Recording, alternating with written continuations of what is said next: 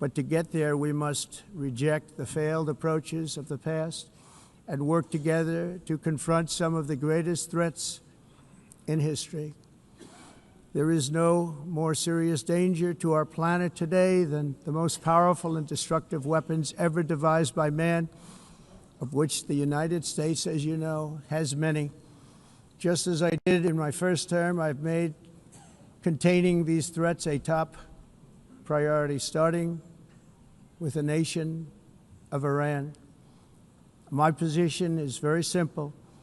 The world's #1 sponsor of terror can never be allowed to possess the most dangerous weapon. That's why, shortly after taking office, I sent the so-called Supreme Leader a letter making a generous offer. I extended a pledge of full cooperation in exchange for a suspension of Iran's nuclear program. The regime's answer was to continue their constant threats to their neighbors and U.S. interests throughout the region and some great countries that are right nearby. Today, many of Iran's former military commanders, in fact, I can say almost all of them, are no longer with us. They're dead. And 3 months ago, in Operation Midnight Hammer, 7 American B-2 bombers dropped the 14 30,000-pound each bombs on Iran's key nuclear facilities, totally obliterating everything. No other country on earth could have done what we did. No other country has the equipment to do what we did. We have the greatest weapons on earth. We hate to use them. But we did something that for 22 years people wanted to do.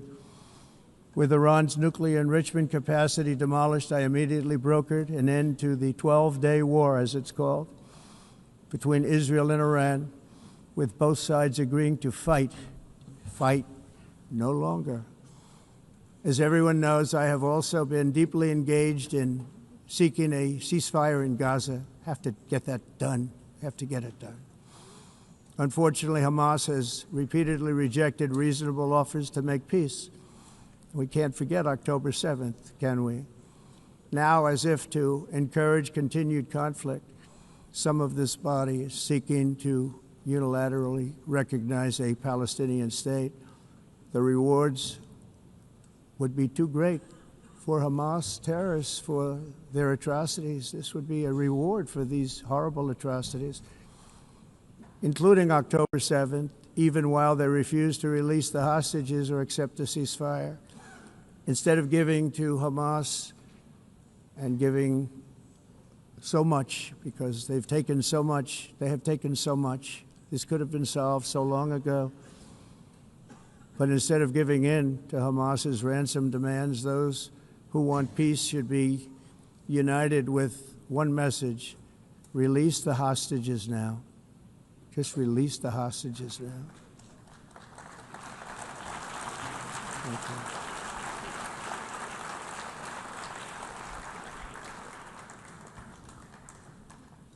Thank you. As we have got to come together, and we will come together, to get it done, we have to stop the war in Gaza immediately. We have to stop it. We have to get it done. We have to negotiate, immediately have to negotiate peace. We got to get the hostages back. We want all 20 back. We don't want 2 and 4. As you know, I got, along with Steve Witkoff and others that helped us, Marco Rubio, we got most of them back. We were involved in all of them. But I always said the last 20 are going to be the hardest, and that's exactly what happened.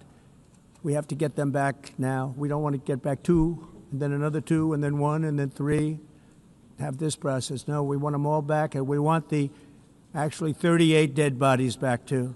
Those parents came to me, and they want them back, and they want them back very quickly and very badly. As though they were alive, they want them. They want them every bit as much as if their son or daughter were alive. I've also been working relentlessly, stopping the killing in Ukraine. I thought that would be, of the 7 wars that I stopped, I thought that would be the easiest because of my relationship with President Putin, which had always been a good one. I thought that was going to be the easiest one. But, you know, in war, you never know what's going to happen. There are always lots of surprises, both good and bad. Everyone thought Russia would win this war in 3 days. But it didn't work out that way. It was supposed to be just a quick little skirmish. It's not making Russia look good. It's making them look bad. No matter what happens from here on out, this was something that should have taken a matter of days, certainly less than a week.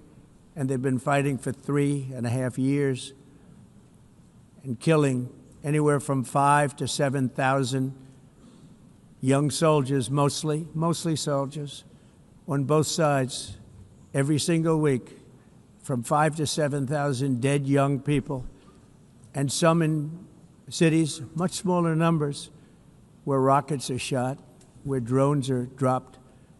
This war would never have started if I were president. This was a war that should have never happened. It shows you what leadership is, what bad leadership can do to a country. Look what happened to the United States, and look where we are right now in just a short period of time. The only question now is how many more lives will be needlessly lost on both sides. China and India are the primary funders of the ongoing war by continuing to purchase Russian oil. But inexcusably, even NATO countries have not cut off much Russian energy and Russian energy products, which, as you know, I found out about 2 weeks ago, and I wasn't happy. Think of it. They're funding the war against themselves. Who the hell ever heard of that one? In the event that Russia is not ready to make a deal to end the war, then the United States is fully prepared to impose a very strong round of powerful tariffs, which would stop the bloodshed, I believe, very quickly. But for those tariffs to be effective, European nations, all of you are gathered here right now, would have to join us in adopting the exact same measures. I mean, you're much closer to this. We have an ocean in between. You're right there. And Europe has to step it up. They can't be doing what they're doing. They're buying oil and gas from Russia while they're fighting Russia. It's embarrassing to them, and it was very embarrassing to them when I found out about it, I can tell you that. They have to immediately cease all energy purchases from Russia. Otherwise, we're all wasting a lot of time. So I'm ready to discuss this. We're going to discuss it today with the European nations, all gathered here. I'm sure they're thrilled to hear me speak about it, but that's the way it is. I like to speak my mind and speak the truth. As we seek to reduce the threat of dangerous weapons today, I'm also calling on every nation to join us in ending the development of biological weapons once and for all. And biological is terrible, and nuclear is even beyond, and we include nuclear in that. We want to have a cessation of the development of nuclear weapons. We know, and I get to view it all the time. Sir, would you like to see? And I look at weapons that are so powerful that we just can't ever use them. If we ever use them, the world literally might come to an end. There would be no United Nations to be talking about. There would be no nothing. Just a few years ago, reckless experiments overseas gave us a devastating global pandemic. Yet despite that worldwide catastrophe, many countries are continuing extremely risky research into bioweapons and man-made pathogens. This is unbelievably dangerous. To prevent potential disasters, I'm announcing today that my administration will lead an international effort to enforce biological weapons convention, which is going to be meeting with the top leaders of the world by pioneering an AI verification system that everyone can trust. Hopefully the UN can play a constructive role, and it will also be one of the early projects under AI. Let's see how good it is, because a lot of people are saying it could be one of the great things ever, but it also can be dangerous, but it can be put to tremendous use and tremendous good, and this would be an example of that. Not only is the UN not solving the problems it should, too often, it's actually creating new problems for us to solve. The best example is the #1 political issue of our time, the crisis of uncontrolled migration. It's uncontrolled. Your countries are being ruined. The United Nations is funding an assault on Western countries and their borders. In 2024, the UN budgeted $372 million in cash assistance to support an estimated 624,000 migrants journeying into the United States. Think of that. The UN is supporting people that are illegally coming into the United States, and then we have to get them out. The UN also provided food, shelter, transportation, and debit cards to illegal aliens. Can you believe that? On the way to infiltrate our southern border. Millions of people came through that southern border. Just a year ago, millions and millions of people were pouring in, 25 million altogether over the 4 years of the incompetent Biden administration. And now we have it stopped, totally stopped. In fact, they're not even coming anymore because they know they can't get through. But what took place is totally unacceptable. The UN is supposed to stop invasions, not create them and not finance them.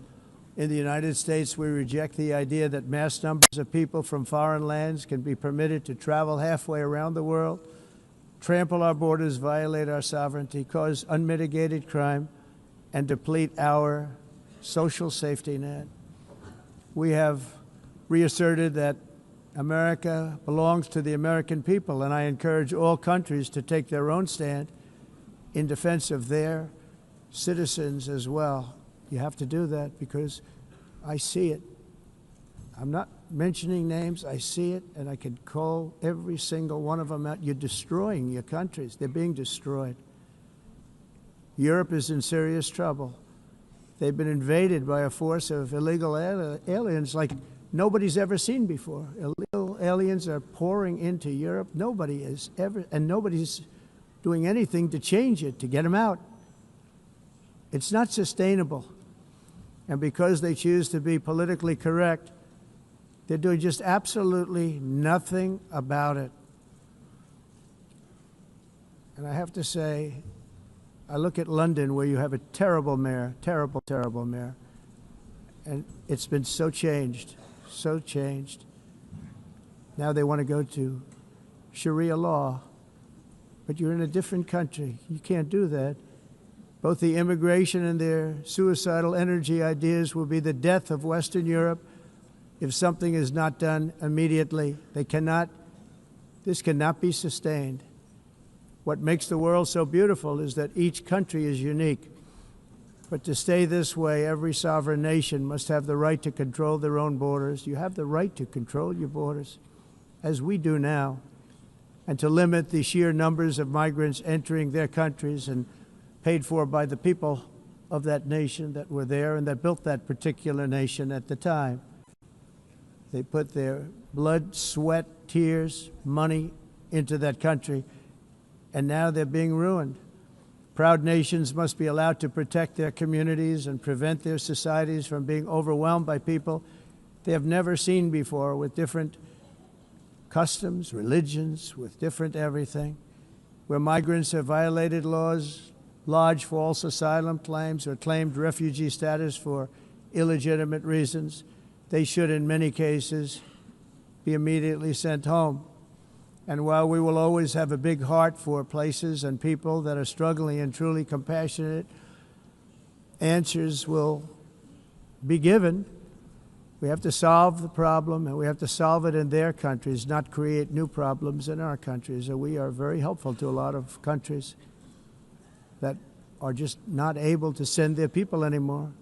They used to send them to us in caravans of 25,000, 30,000 people each.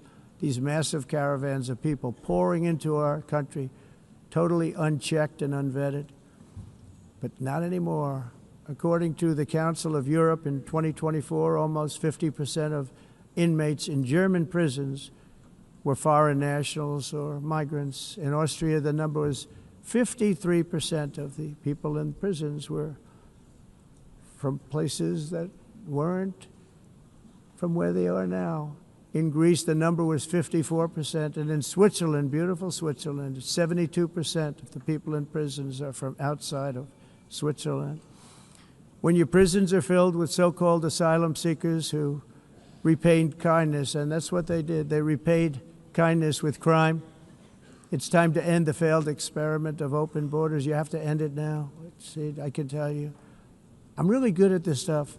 Your countries are going to hell. In America, we've taken bold action to swiftly shut down uncontrolled migration.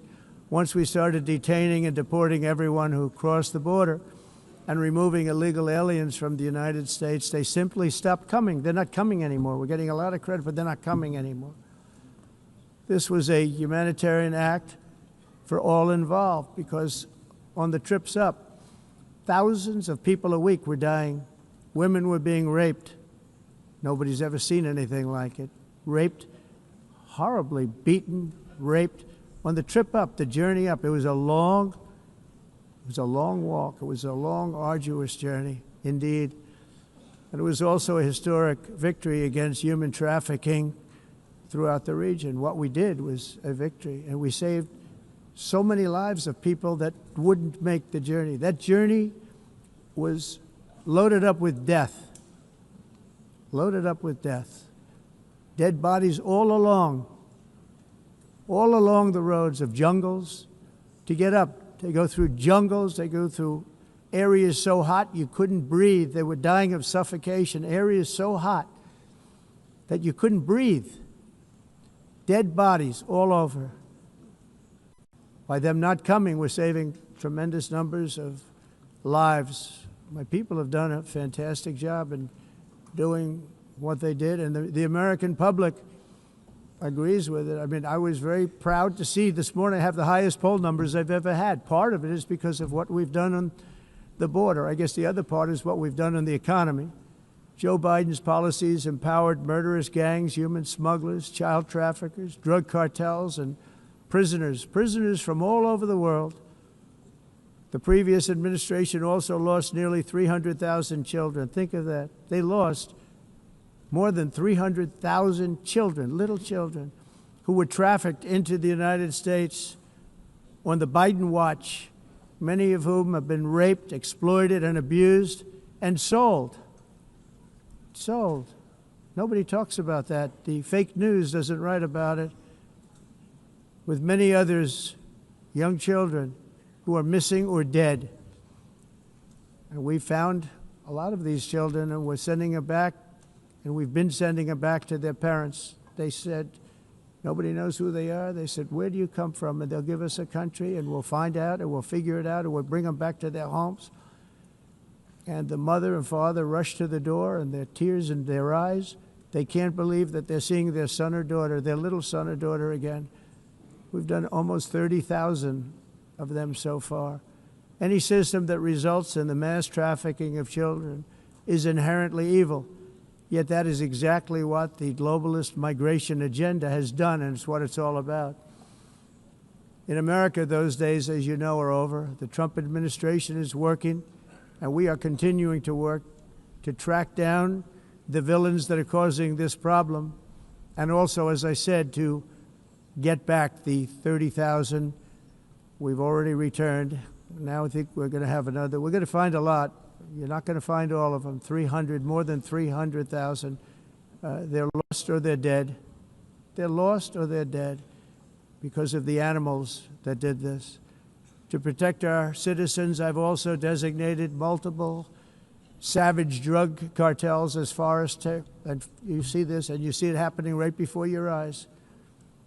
Let's put it this way. People don't like taking big loads of drugs in boats anymore. There aren't too many boats that are traveling on the seas by Venezuela. They tend not to want to travel very quickly anymore. And we've virtually stopped drugs coming into our country by sea. We call them the water drugs. They kill hundreds of thousands of people. I've also designated multiple savage drug cartels as far as foreign terrorist organizations, along with two bloodthirsty transnational gangs, probably the worst gangs anywhere in the world, MS-13 and Tren de Aragua. Tren de Aragua is from Venezuela, by the way. Such organizations torture, maim, mutilate, and murder with impunity. They're the enemies of all humanity. And for this reason, we've recently begun using the supreme power of the United States military to destroy Venezuelan terrorists and trafficking networks led by Nicolas Maduro To every terrorist thug smuggling poisonous drugs into the United States of America, please be warned that we will blow you out of existence. That's what we're doing. We have no choice. Can't let it happen. They're destroying. I believe we lost 300,000 people last year to drugs, 300,000. Fentanyl and other drugs. Each boat that we sink carries drugs that would kill more than 25,000 Americans. We will not let that happen. Energy is another area where the United States is now thriving like never before. We're getting rid of the falsely named renewables. By the way, they're a joke. They don't work. They're too expensive. They're not strong enough to fire up the plants that you need to make your country great. The wind doesn't blow. Those big windmills are so pathetic and so bad, so expensive to operate. And they have to be rebuilt all the time, and they start to rust and rot. Most expensive energy ever conceived, and it's actually energy. You're supposed to make money with energy, not lose money. You lose money, the governments have to subsidize. You can't put them out without massive subsidies. And most of them are built in China, and I give China a lot of credit. They build them, but they very few wind farms. So why is it that they build them and they send them all over the world, but they barely use them? You know what they use? Coal. They use gas. They use almost anything, but they don't like wind. But they sure as hell like selling the windmills. Europe, on the other hand, has a long way to go, with many countries being on the brink of destruction because of the green energy agenda. And I give a lot of credit to Germany. Germany was being led down a very sick path, both on immigration, by the way, and on energy. They were going green, and they were going bankrupt. And the new leadership came in, and they went back to where they were with fossil fuel and with nuclear, which is good.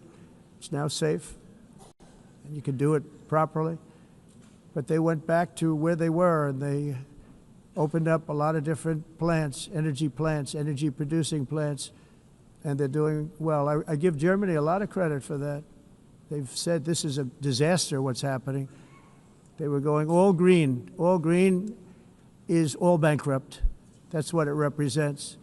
And it's not politically correct. I'll be very badly criticized for saying it, but I'm here to tell the truth. I don't care. It doesn't matter to me. I'm in New York City. I'm feeling a lot safer. Crime, we're getting crime down. And by the way, speaking of crime, Washington, D.C. Washington, D.C. was the crime capital of America. Now it's after 12 days, it's a totally safe city. Everyone's going out to dinner. They're going out to restaurants. Your wife can walk down the middle of the street with or without you. Nothing's going to happen. My people have done a fantastic job. And yes, I called in the National Guard, and the National Guard took care of business, and they weren't politically correct, but they took care of business. We got 1,700 career criminals out, brought them back to where they came from, the countries where they came from, or put them in jails. Washington, D.C. is now a totally safe city again, and I welcome you to come. In fact, we'll have dinner together at a local restaurant, and we'll be able to walk. We don't have to go by an armor-plated vehicle. We'll walk right over there from the White House.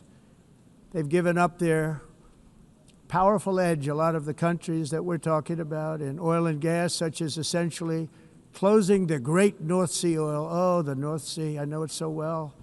Aberdeen was the oil capital of Europe, and there's tremendous oil that hasn't been found in the North Sea, tremendous oil. And I was with the Prime Minister I respect and like a lot, and I said, you're sitting with the greatest asset. They essentially closed it by making it so highly taxed that no developer, no oil company can go there. They have tremendous oil left, and more importantly, they have tremendous oil that hasn't even been found yet. And what a tremendous asset for the United Kingdom. And I hope the Prime Minister is listening, because I told it to him 3 days in a row. That's all he heard. North Sea oil, North Sea, because I want to see them do well. I want to stop seeing them ruining that beautiful Scottish and English countryside with windmills and massive solar panels that go 7 miles by 7 miles, taking away farmland. But we're not letting this happen in America. In 1982, the executive director of the United Nations Environmental Program predicted that by the year 2000, climate change would cause a global catastrophe. He said that it will be irreversible, as any nuclear holocaust would be. This is what they said at the United Nations. What happened? Here we are.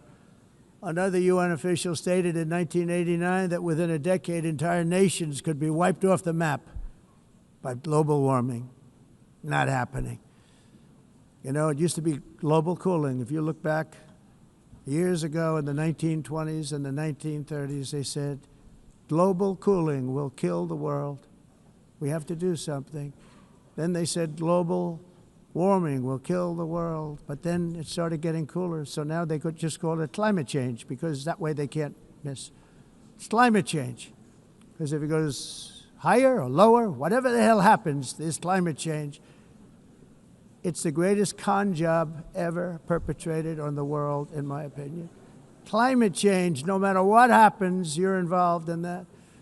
No more global warming, no more global cooling. All of these predictions made by the United Nations and many others, often for bad reasons, were wrong.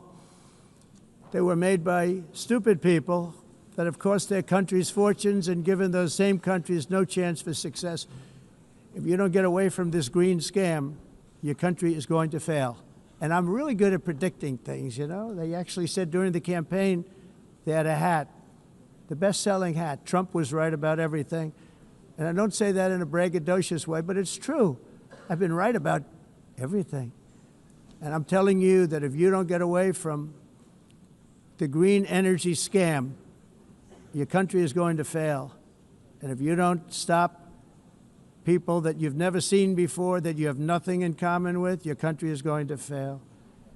I'm the president of the United States, but I worry about Europe. I love Europe. I love the people of Europe. And I hate to see it being devastated by energy and immigration. This double-tailed monster destroys everything in its wake, and they cannot let that happen any longer. You're doing it because you want to be nice. You want to be politically correct, and you're destroying your heritage. They must take control strongly and immediately of the unmitigated immigration disaster and the fake energy catastrophe before it's too late. The carbon footprint is a hoax made up by people with evil intentions, and they're heading down a path of total destruction. You know, the carbon footprint was a big, big thing a few years ago. I remember hearing about the carbon footprint, and then President Obama would get into Air Force One, a massive Boeing 747, and not a new one, an old one with old engines that spew everything into the atmosphere. He'd talk about the carbon footprint, we must do so. Then he'd get in and he'd fly from Washington to Hawaii to play a round of golf. And then he'd get back onto that big, beautiful plane and he'd fly back and he'd talk about, again, global warming and the carbon footprint. It's a con job. At extreme cost and expense, Europe reduced its own carbon footprint by 37%. Think of that. Congratulations, Europe. Great job. You cost yourself a lot of jobs, a lot of factories closed, but you reduced the carbon footprint by 37%. However, for all of that sacrifice and much more, it's been totally wiped out and then some by a global increase of 54%. Much of it coming from China and other countries that are thriving around China, which now produces more CO2 than all the other developed nations in the world. So all of these countries are working so hard on the carbon footprint, which is nonsense, by the way. It's nonsense. You know, it's interesting. In the United States, we have still radicalized environmentalists, and they want the factories to stop. Everything should stop. No more cows. We don't want cows anymore. I guess they want to kill all the cows. They want to do things that are just unbelievable, and you have it too. But you know, we have a border, strong, and we have a shape, and that shape doesn't just go straight up. That shape is amorphous when it comes to the atmosphere. And if we had the most clean air, and I think we do, we have very clean air. We have the cleanest air we've had in many, many years. But the problem is that other countries, like China, which has air that's a little bit rough, it blows. And no matter what you're doing down here, the air up here tends to get very dirty because it comes in from other countries where their air isn't so clean. And the environmentalists refuse to acknowledge that. Same thing with garbage. In Asia, they dump much of their garbage right into the ocean. And over about a 1 week and 2 week journey, it flows right past Los Angeles. You've seen it. Massive amounts of garbage, almost too much to do anything about, flowing past Los Angeles, past San Francisco, and then somebody will get in trouble because he dropped a cigarette on the beach. The whole thing is crazy. The primary effect of these brutal green energy policies has not been to help the environment, but to redistribute manufacturing and industrial activity from developed countries that follow the insane rules that are put down to polluting countries that break the rules and are making a fortune. They're making a fortune. European electricity bills are now 4 to 5 times more expensive than those in China and 2 to 3 times higher than the United States. And our bills are coming way down. You probably see that our gasoline prices are way down. You know, we have an expression, drill. Nós reduzimos os custos de energia porque nós faremos como a expressão, vamos fazer tudo isso, reduzir os custos de energia e os custos diminuíram nos Estados Unidos. Common to see one. Por exemplo, se você olhar nos países em faturas de energia, nós não mas nós nos Estados Unidos conseguimos usar eles e evitar aumento da temperatura, porque é muito caro também usar nada e ninguém usa tudo isso. A mudança. Esse agenda mundialista não tem nenhum sentido. Entire societies must be rejected País and it must be immediate. That's why in America I withdrew from the fake Paris Climate Accord, where, by the way, America was paying so much more than every country. Others weren't paying. China didn't have to pay until 2030. Russia was given an old standard that was easy to meet, a 1990 standard. But for the United States, we're supposed to pay like $1 trillion. And I said, this is another scam. The fact is, the United States has been taken advantage of by the world for many, many years, but not any longer, as you probably noticed. I unleashed massive energy production and signed historic executive orders to hunt for oil, but we don't have to do much hunting because we have the most oil of any nation anywhere, oil and gas in the world. And if you add coal, we have the most of any nation in the world. Clean, I call it clean, beautiful coal. You can do things today with coal that you couldn't have done 10 years ago, 15 years. So I have a little standing order in the White House. Never use the word coal, only use the words clean, beautiful coal. It sounds much better, doesn't it? But we stand ready to provide any country with abundant, affordable energy supplies if you need them, when most of you do. We're proudly exporting energy all over the world. We're now the largest exporter. In the United States, we want trade and robust commerce with all nations, everybody. We want to help nations. We're going to help nations. But it must also be fair and reciprocal. The challenge with trade is much the same with climate. The countries that followed the rules, all their factories have been plundered. It's really sad to watch. They've been broken. They've been broken by countries that broke the rules. That's why the United States is now applying tariffs to other countries, and much as these tariffs were for many years applied to us, uncontrollably applied to us. We've used tariffs as a defense mechanism under the Trump administration, including my first term, where hundreds of billions of dollars in tariffs were taken in. And by the way, we had the lowest inflation, and now we have very low inflation. The only thing different is that we have hundreds of billions of dollars flowing into our country. But this is how we will ensure that the system works for everyone and is sustainable into the future. We're also using tariffs to defend our sovereignty and security throughout the world, including against nations that have taken advantage of former U.S. administrations for decades, including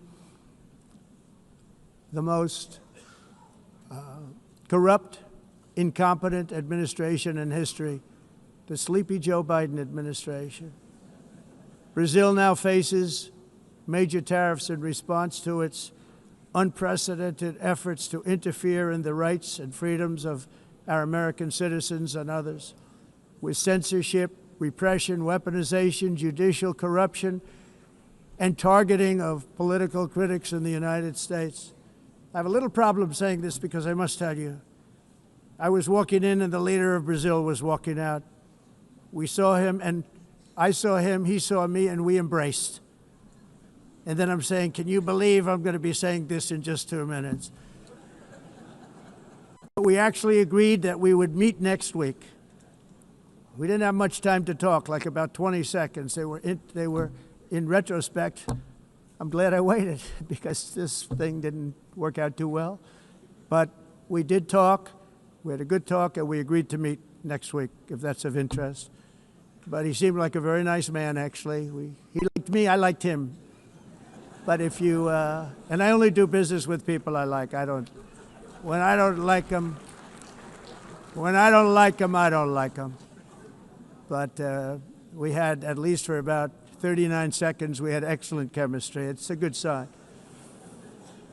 But also in the past, Brazil, can you believe this, unfairly tariffed our nation, but now because of our tariffs, we are hitting them back, and we're hitting them back very hard. As president, I will always defend our national sovereignty and the rights of American citizens. So I'm very sorry to say this, that Brazil is doing poorly and will continue to do poorly. They can only do well when they're working with us. Without us, they will fail, just as others have failed. It's true. Next year, the United States will celebrate the 250th anniversary of our glorious independence, a testament to enduring power and American freedom and spirit. We will also be proudly hosting the 2026 FIFA World Cup, and shortly thereafter, the 2028 Olympics, which is going to be very exciting. I hope you all come. I hope that countless people from all over the globe will take part of these will be great celebrations of liberty and human achievement, and that together we all can rejoice in the miracles of history that began in July 4th, 1776, when we founded the light to all nations. And it's something really that an amazing thing came out of that date. It's called the United States of America. In honor of this momentous anniversary, I hope that all countries who find inspiration in our example will join us in renewing our commitment, values, and those values, really, that we hold so dear together. Let us defend free speech and free expression. Let us protect religious liberty, including for the most persecuted religion on the planet today. It's called Christianity. And let us safeguard our sovereignty and cherish qualities that have made each of our nations so special, incredible, and extraordinary.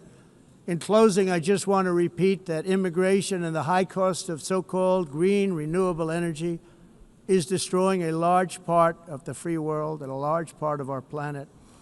Countries that cherish freedom are fading fast because of their policies on these two subjects. You need strong borders and traditional energy sources if you are going to be great again.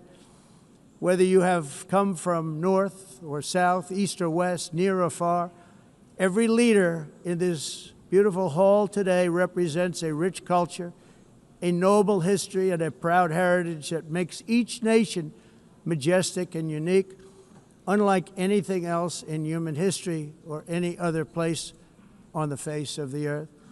From London to Lima, from Rome to Athens, from Paris to Seoul, from Cairo to Tokyo and Amsterdam to right here in New York City, We stand on the shoulders of the leaders and legends, generals and giants, heroes and titans who won and built our beloved nations, all of our nations, with their own courage, strength, spirit, and skill.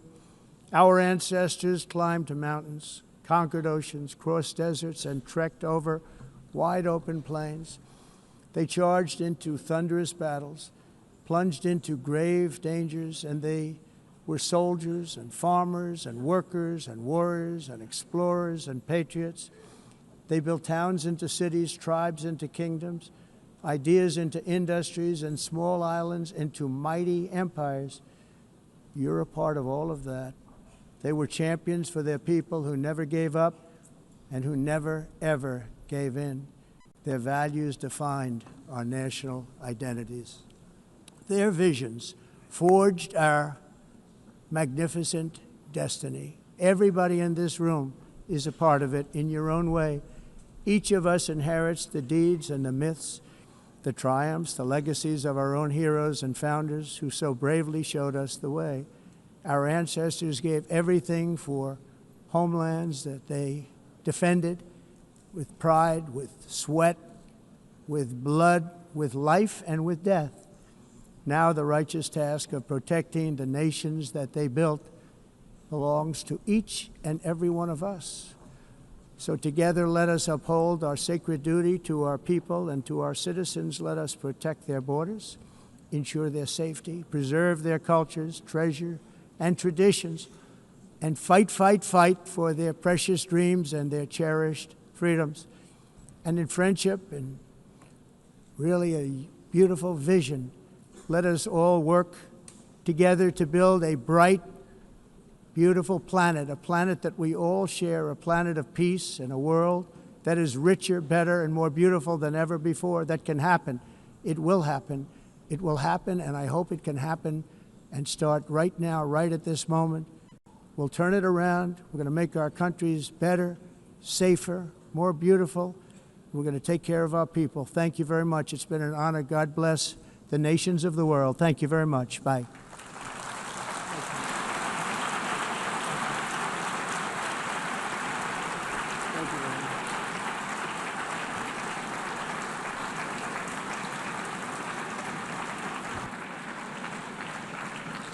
On behalf of the Assembly, I wish to thank the President of the United States,